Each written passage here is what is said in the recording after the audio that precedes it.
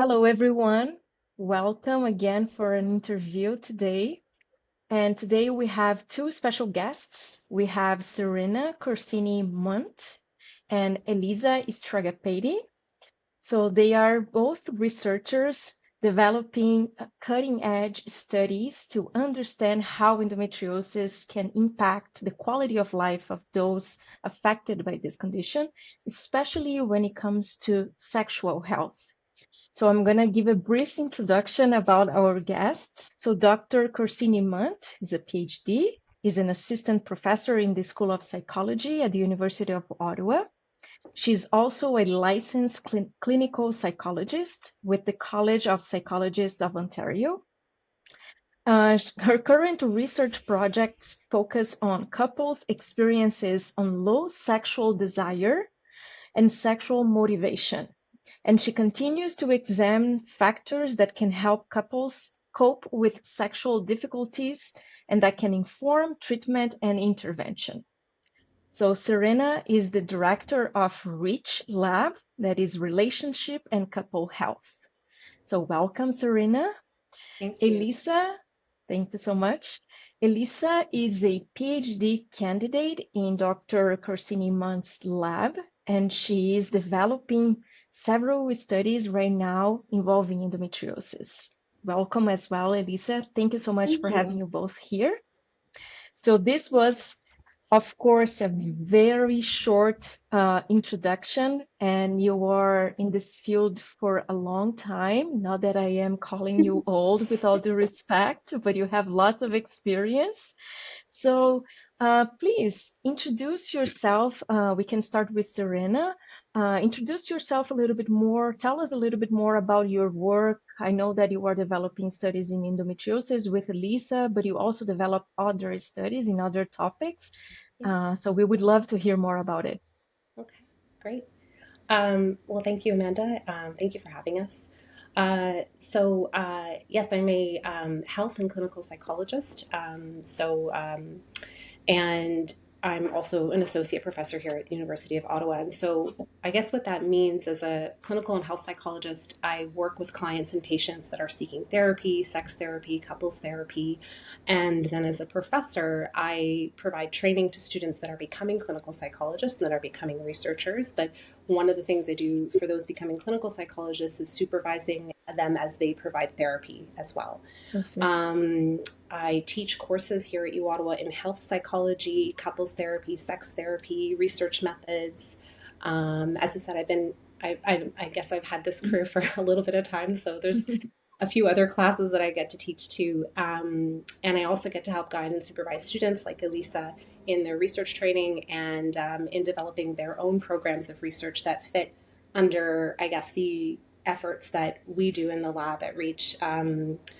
And you touched on some of those topics. So there's a strong interest in sexual health in the lab and certainly relationships and couples. A lot of our endometriosis research is moving to a more multidisciplinary focus where we're collaborating with a lot of different researchers, physicians, physiotherapists, nursing researchers, health scientists. And we are, and Elisa's research, I think, fits within that umbrella too about informing how we can improve gynecologic care or try and make a framework for how we're going to do multidisciplinary care for people with endometriosis. So I'll let Elisa, if Elisa can explain a bit of her program of work that she's developing as a graduate student. Yeah, well, thank you so much for the introduction. So I am a PhD candidate at the University of Ottawa, and as Serena mentioned, I am working under the supervision of Serena in the REACH Lab. I absolutely love it. And I've learned so much under her supervision and just in the different interactions I've been able to have with people in our lab. And so, just broadly, I do work with chronic pain and have really gotten into endometriosis specifically as my area of interest. And so, within the PhD program, we take a bunch of courses more generally on different methods and sometimes specific to different areas like social psychology or health psychology. And then you can really decide to narrow in on what your focus is going to be for your dissertation. And so with my dissertation, I've really decided to hone in on endometriosis specifically, really looking at three main areas. So the first is people with endometriosis and their experiences with the healthcare system, specifically around this idea of empathy and what is it like when you experience empathy from a healthcare provider. Another area of interest for me is the endo experience for couples. So, how are couples interacting with each other? What happens when empathy is present within the relationship? And is there any sort of caregiver burden for partners?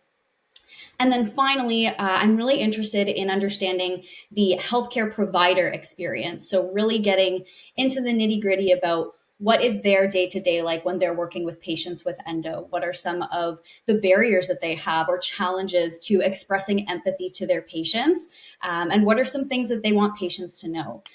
And so that's just kind of broadly what I've been doing. But I've had so many incredible opportunities to talk to different advocacy groups and individuals, volunteers working in the endo field. And it's been absolutely wonderful. Wow, I'm really impressed because these ideas are fantastic. And I think you are touching in an important aspect that is also having the healthcare practitioner perspective. Because us that have endometriosis, we talk a lot about how is our experience having like going to a doctor's appointment, how does it feel, and many times we are not heard, we are not we don't have this empathy as you mentioned, but how is it for them to take patients in our condition? This is also super interesting, and I think it's not being explored enough. So congratulations on this fantastic idea. I look forward to hear more about this research that you're developing. Absolutely. We're near the end. So once it comes out, Okay, soon. Yeah. This perspective that Elisa's applying in her work, we're applying in the lab too, where we want to get multiple perspectives, right? We're really, and I think that's part of the relationship focus, right? Where we really want Yeah. to understand, as Elisa mentioned, like what are some of the barriers, right? When so many of us know how important it can be to be validating, right? So certainly in clinical psychology, I think we recognize that a lot, and the importance of validation as researchers working with our participants. And so what is it in other settings where it becomes more difficult or there might be barriers to be able to do that? And then also, is it more, with chronic pain, is it also more difficult too in the face of meeting someone who is already also very discouraged, right? And how that can and how that kind of reverberates. So we have another study, which I think has a bit of a similar design. Elisa's working on that one with me as well, which we're launching actually, hopefully in the next week or two. And this one is funded by the Canadian Institutes of Health Research. And it's so in Elisa's study, the focus is on empathy. In this other study, it's focused on trauma-informed care. And so this idea Mhm. of really recognizing that people come to us with all sorts of experiences, and we want to make room for those experiences, and people experience, and people's experiences also, like, they also have their different experiences based on identity factors of their own, and Mhm. so really trying to come at care from an inclusive standpoint. So in that study, we're also interviewing healthcare providers and patients to talk to them about how they have maybe experienced examples of trauma informed care or when they haven't. And the idea is that we are going to hopefully create recommendations or a guideline for how we might be able to introduce certain elements into care, hopefully that can be easily integrated. Um, and so anyways, it's an ongoing thing. That project is conducted with other researchers here at that are members of the University of Ottawa, but also at the Ottawa Hospital with a group of physicians that are there. Okay, so my question for you is why did you decide to study endometriosis? Is there something specific that got you interested in this topic? And this question can go for both of you. Okay. Um, I, I like that question a lot. I had a feeling you'd ask me, but I also I have a short answer, and I have a longer and I have a much longer answer. Um, so my very short answer is that I think it's important to study Mhm. this. Like an expanded version of that short answer is that the experience of those with endometriosis and their clinical care are important areas of study that require our attention. I think both from a health perspective and a mental health perspective, because our bodies, what we go through with what our bodies do and what we go through, they don't exist in a vacuum, right? They don't exist separate from our daily experiences and our relationships and the impact that pain can have, right? If we're really focusing on pain as a core symptom, right, which I think we are. So I base how I come to this conclusion that it's important. I'm basing that on evidence. I'm basing it from what researchers say, from what people with endometriosis themselves have said. When they're telling us that there is a need to expand our understanding, there's a need to expand the breadth too of so that more people understand what the symptoms look like. And more people are aware of even this condition, that it exists, and how to improve care for people with endo. And I think including their partners or their support people as well in that. That's not very short. I mean, it's long, but there's a longer answer that incorporates my interest, like long-standing interest in female reproductive health, work that I did during my PhD, where we developed a treatment program, a therapy for couples where one member of the couple was experiencing provoked vestibulodynia. Yeah, I can see that you are very much dedicated to understand the impact of pain in endometriosis. Mm-hmm. And it's really important because there's a lot of stigma about sexual health, endometriosis, especially in other countries, other cultures, right? And unfortunately, it's a symptom that affects many of those that have endometriosis. It's not a minor symptom that affects only a small portion of those. No, it's a substantial prevalence. So we need to understand more, and I'm glad that you are developing these studies. I think Serena does such a great job of kind of giving such a great overview of why she got into this field. And I think that really inspired me when I had the privilege of getting under her supervision. I came in with a bit of a background in cancer, working with different caregiver populations in cancer, doing some sexual health work in cancer.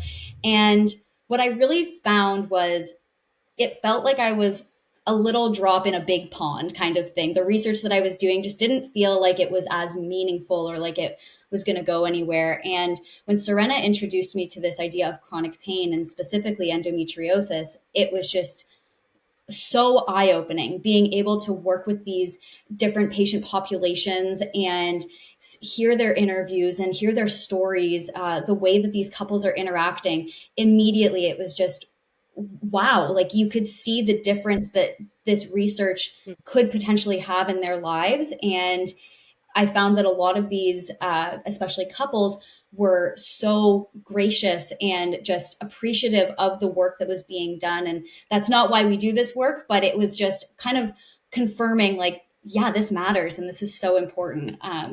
And so in a way, I kind of fell into it, but it was probably the best thing that could have happened because I'm just so, so happy and grateful that I've had the opportunity to work with this group. That's great. Thank you so much for your answer, Elisa, as well. So, Serena, would you like to advertise to our audience as well other studies that are being initiated or being conducted already in the lab? Or would you like to tell us a little bit more about those studies that are specifically in endometriosis? Sure. Yes, I would like to. Yes, please. So I mentioned this one study that we're about to launch already. And if I could just underline some of the people that are working on it with us, Dr. Soni Singh, who's at the Ottawa Hospital, who I think has been a tremendous advocate for persons with endometriosis in their care. And this project was also conceived or developed with Dr. Genevieve Horwood, who's also an OBGYN at the Ottawa Hospital, and a research health scientist, Dr. Teresa Flaxman at the Ottawa Hospital Research Institute. So I think those are really, and Elisa's on this study. There are other people on this study as well with us, other collaborators that I think really acknowledging that work is a multidisciplinary effort. We've also started to incorporate what we call in the research world a patient partner. in our research team. So we actually consult with individuals who have lived experience. And we have a smaller project where we just wrapped up, and hopefully we'll submit that paper soon, and it's being presented at a conference right now, about where we scour the internet looking for the types of information, guides, and pamphlets that are available to patients.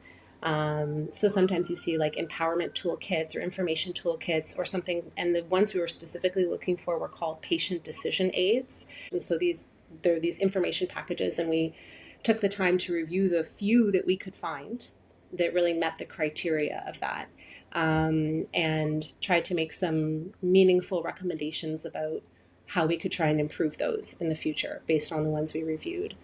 Another project that is upcoming will probably be like a year or so away. One of my graduate students wants to learn more about the role of mindfulness and self-compassion. There are a couple studies already out there about mindfulness and endometriosis, so what he wants to do is really develop a brief intervention of mindfulness, hopefully to help with those with endometriosis cope, and he wants to make sure that it has that trauma-informed piece. And I guess if I could backtrack, I guess I want to touch just on why the importance of trauma-informed work with chronic pelvic pain, because I don't want anyone to feel as though we are suggesting that all individuals with chronic pelvic pain have trauma. That's not at all what we're suggesting. Right. What the data shows is that there is a higher likelihood of having experienced a type of interpersonal trauma amongst those with chronic pelvic pain, and then also amongst those individuals with endometriosis. And so that's why it becomes very important, I think, for anyone working with people to be aware of that.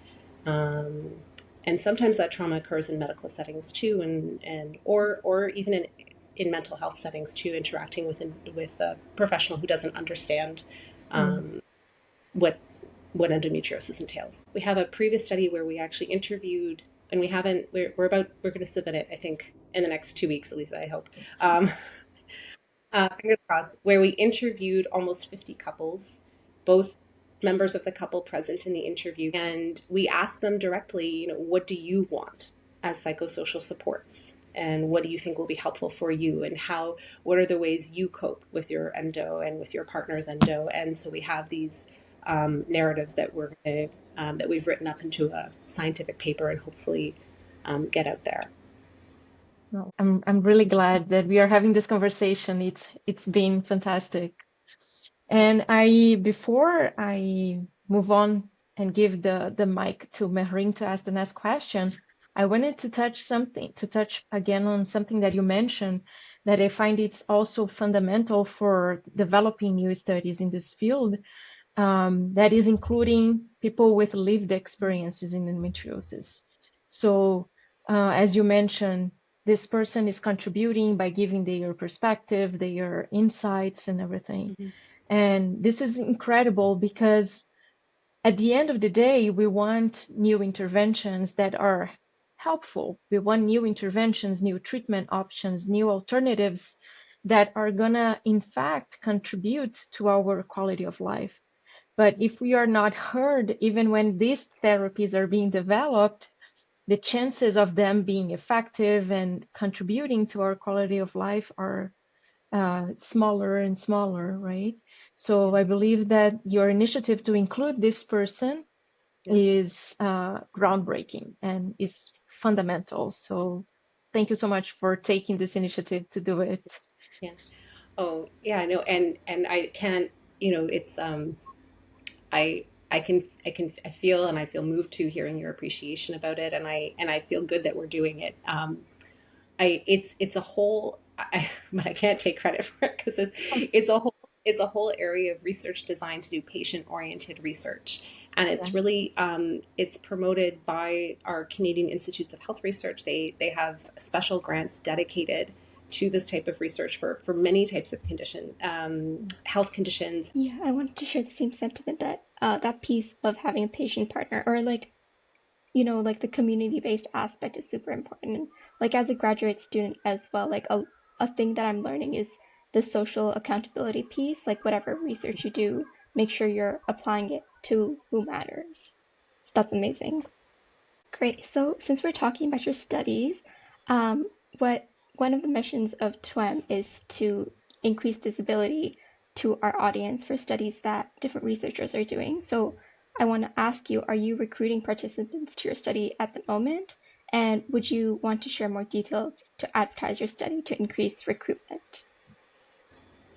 So we have two studies that are active recruitment. One is for persons with endometriosis, and that's the first study Elisa mentioned, where she's recruiting for talking about their experiences in healthcare settings. That's an online survey study, and the other study that she's recruiting for is a couple study. So we really need both members of the couple to participate. So the person with endometriosis and their partner, and they each get their own online survey to complete. And we try to once we have all that data, we try to do an analysis that is meaningful about the impact of each person's perspective, like on our variables of interest, right? Like their well-being, for like control. Anyways, it's like it makes a really beautiful diagram, but this idea about what the partner is going through and what the individual with endometriosis is going through and how they interact. Is this the PEACE study? The PEACE study has wrapped up. That's the one that we talked about where we had done the interviews with couples. This study that Elisa is recruiting for couples is the one I think we'd really like to share information about. We can post it on our website and also advertise on our social media that you are recruiting. That would be really excellent. Yeah. The other study I did mention, the one about where trauma-informed care will be available probably in the next couple weeks. And that one is open to all persons with chronic pelvic pain, but we are motivated to recruit a substantial portion of individuals with endometriosis to that study to get their perspective as part of that study as well. Patients that have endometriosis that many times have to undergo surgery. Unfortunately, this type of treatment is not a one-time treatment, right? You do a surgery, but you know that there's a high chance of having new lesions growing back within months or years, or depending on the person. And unfortunately, we don't see yet many other possibilities of treatments that could alleviate our pain or maybe take this pain away forever. We have to deal with it constantly. And it's important as well to have other approaches, not only the medication, not only the surgery. It's important for a person that has endometriosis to have a holistic approach, to work different aspects in this treatment: nutrition, exercise, psychotherapy, as you know so well. So from your perspective, both Elisa and Serena, how do you see this evolution of the treatments for endometriosis based on your knowledge that you have been increasing more and more throughout the years? What can you tell us about this? Yeah, you touch on this this piece about how we continue to need these medical approaches and medical management of pain, and it unfortunately doesn't represent a absolute cure, right? It is management, right, at best, and there is this growing recognition of other ways to support people with endometriosis. And so, psychotherapy, as you mentioned, physiotherapy, we talked about exercise, but also physiotherapy too, because of the pelvic floor implication, right? So the way I see the evolution happening, I think, is relating really to this acknowledgement of the impacts to mental health and relationships. And really you talked about holistic approach. I really like that word. I also think we use this term in health psychology, the biopsychosocial model. We apply it to pain, we apply it to all sorts of things, but really recognizing the physiology. So we recognize the biology, or biological component, the psychological component, right? The impact to mental health, or even what we come to, right? Even what we might naturally have, or we might be predispositioned to be more anxious, right? Or more easily fall into depressive symptoms, right? So there's a psychology approach, but then and a social component, right? Because how those that are around us react to our pain, or understand or validate or don't, right? Like can have an impact on the pain experience as well. Researchers are looking at the impact to the relationship. So which aspects of the relationship, what factors of the relationship might we help support? Um, how partners are responding, how each person feels sex, right? How the impact to sexuality, and that interruption to that avenue of connection, right, that exists for some couples, right, because of the pain, because it's because then it can that door can sometimes get closed because it's too painful, and so there's experiences of infertility to navigate and what that means. There's kind of existential elements to that as well, stigma and discrimination, invalidation. So hopefully we'll see that overlap in what we're identifying in research as things that could be what I want to think of as like, therapeutic targets. So I don't know if there's anything else I wanted to say about that, but I think that. Elisa, do you have any perspective to share with us? Yeah, I just wanted to say that I think that there has really been an evolution towards trying to incorporate more holistic views, but definitely more psychosocial views and perspectives in this kind of research. I remember early on in my PhD studies, I went to a conference filled with physicians and people who don't always consider psychology or mental health when it comes to the treatment of or management of different conditions. And going from presenting a small poster there to then a few years later seeing Serena up on the stage giving a full talk about mental health and psychosocial aspects of endometriosis, I think really just speaks to this incredible movement that has really taken off. And, of course, we're seeing it in manuscripts and publications, but we're also seeing it in just the ways that we can talk to physicians and those who are really the front line of caring for people with endometriosis. And so I'm really hoping that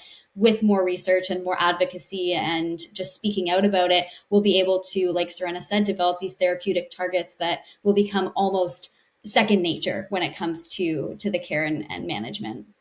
Okay, yeah, so we talked about the treatment side of it, but so there's been a lot of buzz in the endometriosis space about, different diagnostic tools, blood, saliva, imaging tests, all of those. So I'd like to hear your thoughts about how getting a diagnosis earlier or more easily could affect someone's mental health or their relationship with a partner, or in your study's case, Elisa, maybe like the relationship with the medical care system. Yeah. But I guess the idea is that an earlier diagnosis provides a potential shorter path to managing one's pain.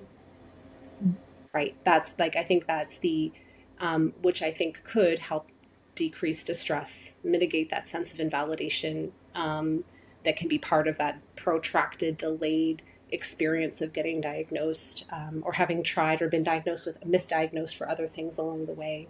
I think it would help the person with endometriosis be able to start accessing their options, understand what they're going through, be able to read about how others are experiencing it too. I think there's a validation in that. And then also being able to tell a partner, like this is all these things that you see that I'm going through. That is, that's because I have something called endometriosis, and then be able to explain. And then I think offers a bit of order inside of chaos, right? Which can be like inside of this painful and distressing condition, that I think is hard for other people to understand when we experience pain, right? Pain is such a private, subjective experience, and we can verbalize it, and you might see it on us. And for some, certainly, there's higher, I think for some people with endometriosis, you might not know, but for others, they are debilitated. They're walking with a walker, or they have mobility issues, and so I think you can see it, but it is still a private experience. You have to explain it to someone. Yeah, and if I'm able to just add on a little bit, I think too, what I've learned just in my time working with these patient populations is just this: the delay of diagnosis adds so much stress and uh, questioning oneself, really feeling this disbelief and like, am I even in pain? Do I even have something wrong with me, or is this all in my head? And if we have the opportunity to reduce those maladaptive thoughts, I think that relationships with oneself as well as with others, including a partner or a healthcare provider, could be greatly improved. And again, of course, I don't have, my own research to back this up, but just based on what I know about humans, I feel like this is such a great avenue to explore. And, just thinking about my study with healthcare providers, I hear a lot of them say, the patients that I see have been to 10, 15, sometimes more doctors trying to get some sort of answer. And they're met with disbelief. They're met with, blowing it off as part of their cycle, or it's again in their head. And that can take a huge toll on their own health, but also the relationship that they have with the next provider. They might go in really defensive or not wanting to explain their whole story again. And I think if we have the opportunity again to reduce this delay of diagnosis, these interactions with providers might be beneficial on both sides. Maybe providers won't feel like they have to do so much empathy providing to these patients, because the patients will come in saying, hey, look, I know what I have. What are my options? And they can move the process through a lot faster. I truly believe that another benefit of having a shorter time for diagnosis, it will also be beneficial because it decreases all the consequences that this disease would cause in the person's organism, right? If I count the first time that I went to a doctor to ask, hey, could this be endometriosis? I have this and this and that symptom. I believe it is, so can we investigate? And from this moment until the moment that I was finally diagnosed, it was about 11, 12 years. But my symptoms began way before. So if I had been diagnosed before, maybe all the consequences that I am suffering today, they could have been prevented. And I wouldn't have to go through certain treatments that I had to go through because my case was so severe, right? And this definitely impacts one's mental health, because how many appointments people go through and they are said, oh, it's normal to have pain, just take a pill and move on, I think it's maybe the most common comment that we hear from people that have endometriosis. How many times they heard it's normal to have pain, just take a pill and move on. No, and I think that is the one of the most maddening things, right, about is this either invalidation, but I think what you're touching on is, there's evidence that of endometriosis in infants, right? And so like there's been a certain in autopsy studies, right, they've been able to find evidence of cells. And so this, for certain individuals where the endo implants or adhesions become worse over time, right? We can really see how this delay really does impact and worsen the symptoms that are associated with it, and then that burden on the individual to have to go back again and go back again and go back again. I'm glad you brought that up, because I think that's really important in terms of the delayed diagnosis, and not just the impact on mental health, but also to the compounding burden of the illness. Exactly. Well, our conversation has been great, really enlightening, and I am thrilled, really thrilled to see the results of your studies, Elisa. I am eager to learn more about what you find. And I would like to wrap up our interview by asking you, is there a final message you would like to share with our audience? I feel like we've gotten a lot of opportunity to express how we feel and why this work is important to us. I think um, I think I think that I guess reiterating that because there's a lot of reinforcement, right, to keep doing this type of work, which I think is good. Like Elisa said, it's not why we do it, but I think it is. But I think it speaks to, for me, I think the dedication and resilience of people, like really the resilience too of people who are experiencing endometriosis. Um, in terms of them sharing their stories with us, in terms of you all inviting us to talk about too about this. And so I think, uh, that final point for me really is about how valuable um, this feels as like a path to be on and like to be like a small part of helping people. I think is really, and I hope that we are helpful. Yeah, I completely agree with what Serena's saying. And I think just expressing so much gratitude and uh, appreciation for every participant in the past and every participant in the future for our studies and others who put so much trust in the researchers that they work with in order to help share their story and um, just bring so much awareness to endometriosis and all its different facets because there is so much that we're learning beyond the medical side of things, and to be part of this team at U Ottawa, but the wider group of researchers that's doing this work. I have so much appreciation for everyone that I've worked with, and for both of you for inviting me to be part of this interview because it's just been wonderful. Thank you. Thank you so much. Mehreen, would you like to say any final words before we finish? Yeah, it was lovely to meet both of you and to hear about your research. I think this is something that's really important. As I mentioned before, like the healthcare piece is also super important, and your work with your patient partner was super insightful to hear about. So thank you. Thank you for sharing that. Sure. Thank you so much. Well, we'll see you guys in our next video and our next interview. Thank you so much for watching and being here with us.